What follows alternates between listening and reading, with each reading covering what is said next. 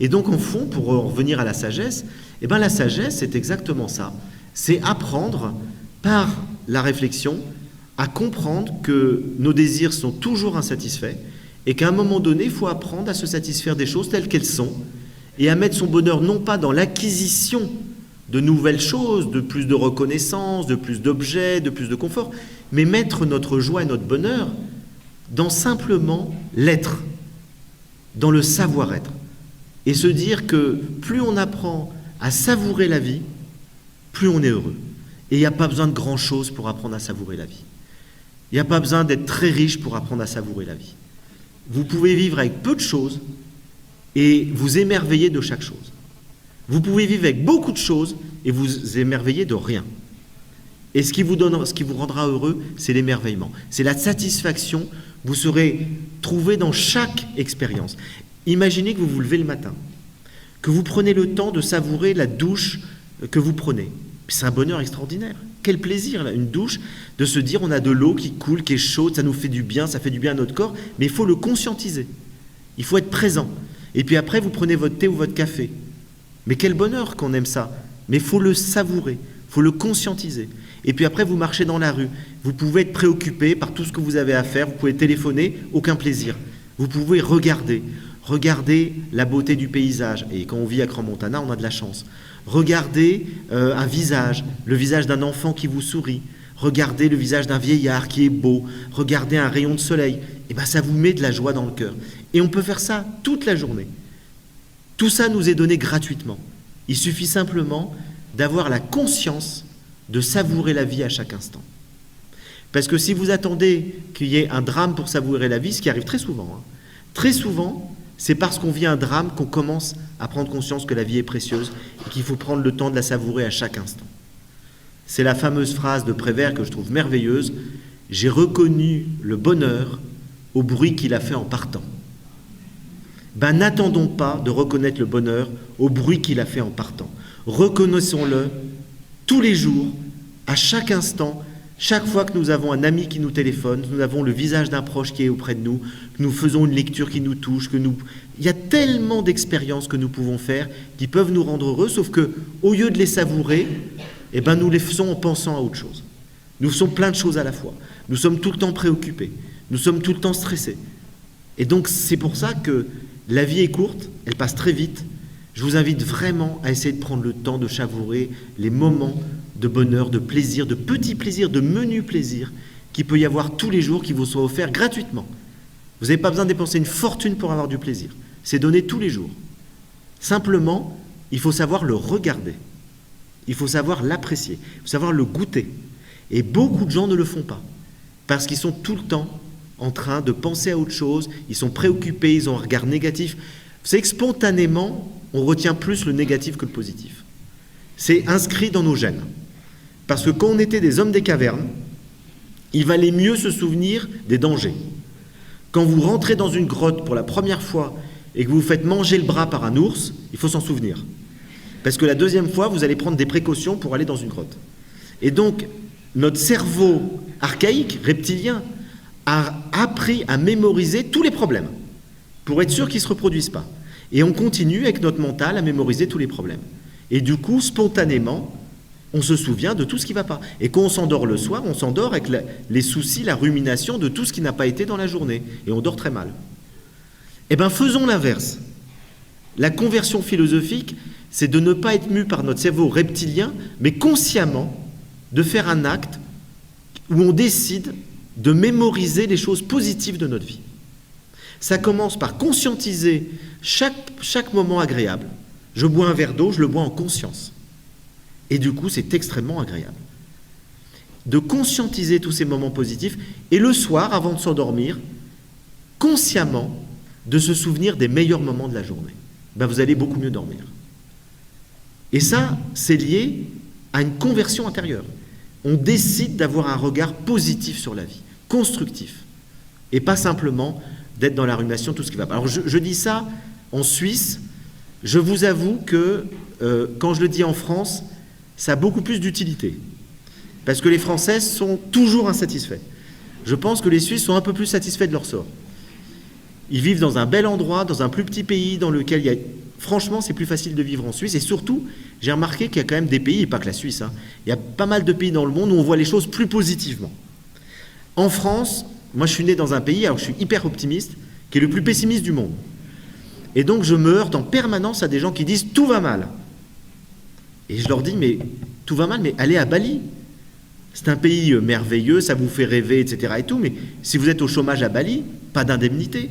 Si vous tombez malade à Bali, si vous n'avez pas de carte bleue, vous n'êtes pas soigné. Vous avez la chance d'avoir des indemnités chômage.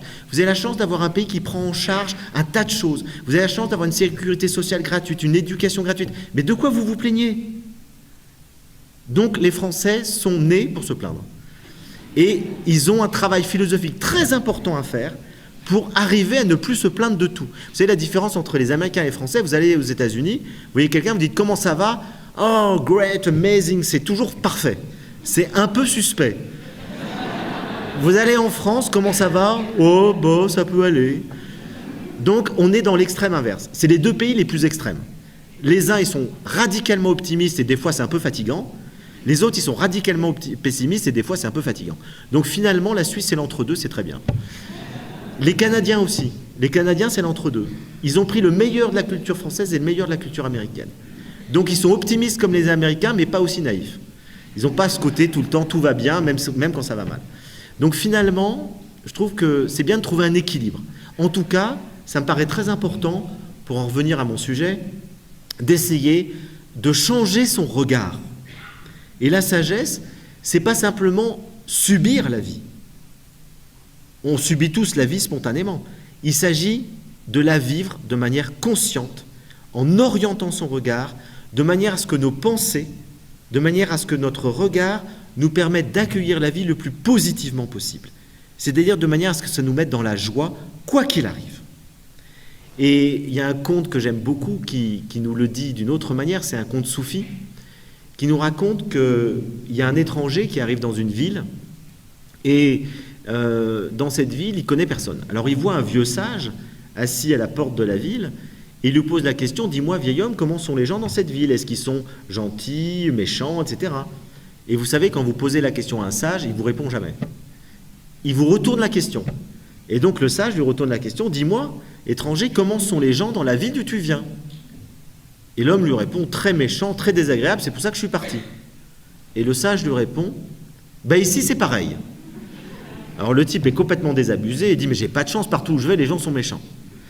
Et 10 minutes après, arrive un autre étranger qui pose la même question et qui lui dit « Comment sont les gens ici ?» Le sage lui retourne la question « Comment sont les gens dans la ville d'où tu viens ?» Et l'homme répond « Charmant, très agréable. » Et le sage lui dit « Bah ici c'est pareil. » Alors il y a un marchand de chameaux qui entend la conversation. Il va voir le sage et lui dit « Mais t'es un menteur. Comment tu peux dire à l'un que tous les gens sont méchants, à l'autre que tous les gens sont gentils ? Il faut savoir. » Et le sage lui dit « Ça n'a aucune importance. Parce que nous portons le monde dans notre regard. Un homme qui est heureux quelque part sera heureux partout. Un homme qui est malheureux quelque part sera malheureux partout. Ce qu'il faut changer, ce n'est pas le monde extérieur. Ce qu'il faut changer, c'est son regard sur le monde. Et voilà la meilleure définition que je connaisse de la sagesse. Et c'est ce que Spinoza veut faire.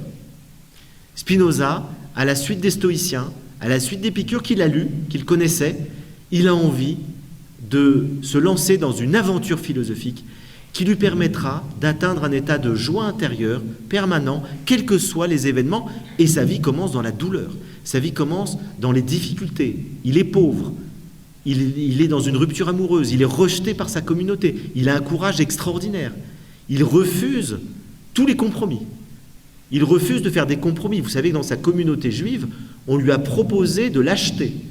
On lui a proposé de lui donner une rente annuelle pour ne jamais critiquer la Bible.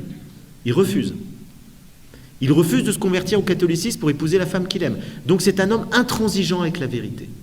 Et cet homme-là va vivre dans la pauvreté toute sa vie. Et une pauvreté d'ailleurs qui le gênera jamais. Puisque plusieurs fois, on va lui proposer des rentes très importantes, il va commencer à être connu, il va avoir des disciples qui vont lui proposer beaucoup d'argent. Il va toujours refuser. En disant, je veux vivre simplement, sobrement, dans une petite chambre, et je veux gagner ma vie par moi-même. Je ne veux pas dépendre des autres. Et qu'est-ce qu'il va faire comme métier ? Il va devenir polisseur de verre. Il va polir des verres pour construire des lentilles, notamment pour des lunettes, mais aussi pour des lentilles astronomiques. Et à son époque, il va devenir tellement bon dans ce qu'il fait que les meilleurs astronomes d'Europe iront acheter leurs lentilles astronomiques chez Spinoza. Et Spinoza était plus connu de son temps comme un polisseur de lentilles que comme un philosophe. Il faudra attendre plusieurs siècles pour que la reconnaissance philosophique de Spinoza se fasse, tellement sa pensée était complexe. Mais au fond, je trouve magnifique que cet homme qui, par sa philosophie, nous aide à voir mieux, plus loin, autrement, ait fait un métier manuel qui corresponde exactement à la même chose. Il aide les yeux du corps à voir mieux, plus loin, autrement.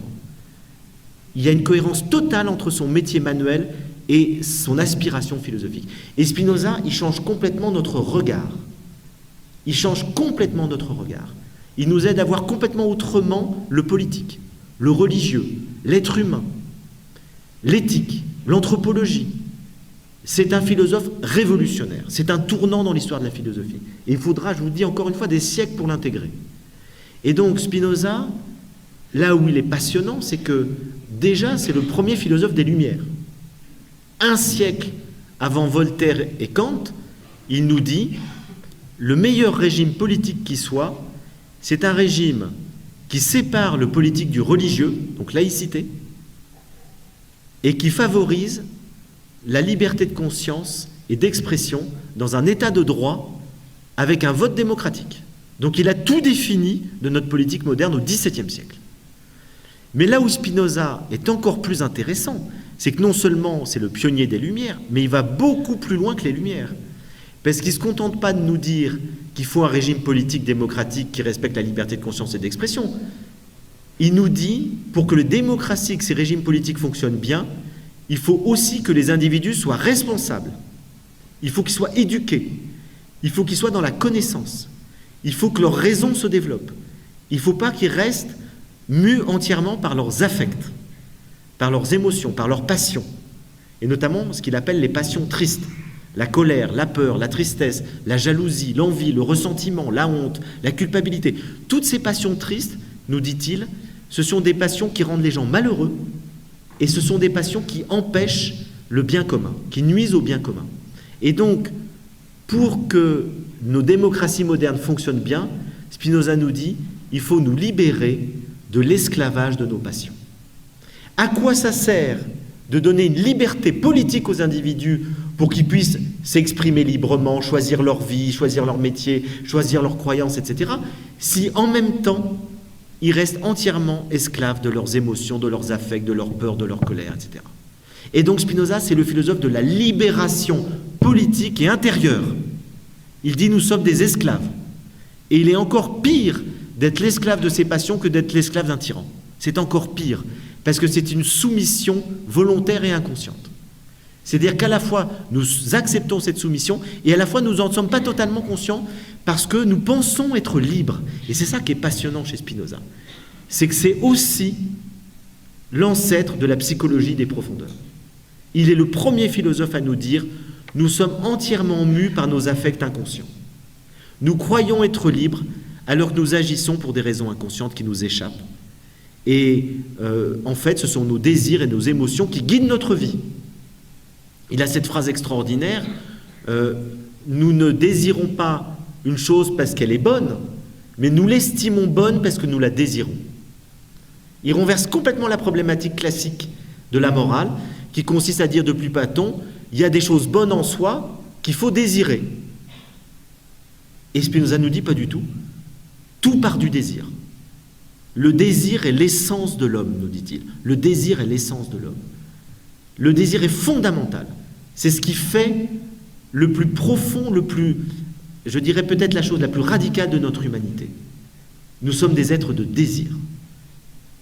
Et donc c'est le désir qui est le moteur de toute notre existence. Nous nous levons le matin parce que nous avons des désirs. Le jour où on n'a plus de désir, ça s'appelle la dépression totale. On n'a plus envie de rien faire. Eh bien, il ne reste plus grand-chose. C'est pour ça que le désir, c'est essentiel pour Spinoza. Et ce n'est pas négatif. Ce n'est pas négatif. Il nous dit, nous ne pouvons pas, il ne faut pas supprimer les désirs. Les désirs, c'est le moteur de notre existence. Il faut simplement être conscient que nous sommes mus par nos désirs. Et donc, il faut être lucide. sur nos désirs. Il faut être lucide sur le fait que ce que nous appelons bon, c'est ce que nous désirons. Si je désire Dieu, je vais dire que Dieu est bon. Si je désire le chocolat, je vais dire que le chocolat est bon.